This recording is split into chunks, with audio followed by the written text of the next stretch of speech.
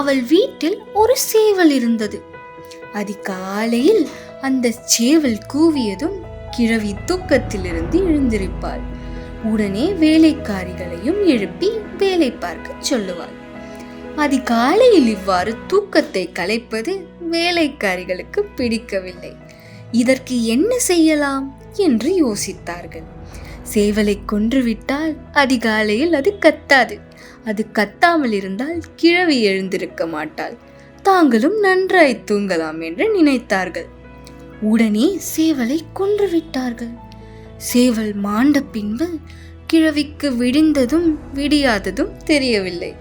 அதனால் நடுராத்திரியிலேயே எழுந்து வேலைக்காரிகளை எழுப்பிவிட்டு வேலை பார்க்க சொன்னாள். விடியற் காலையில் தூங்க விரும்பிய வேலைக்காரிகளுக்கு ராத்திரி தூக்கம் கூட இதனால் இல்லாமல் போயிற்று.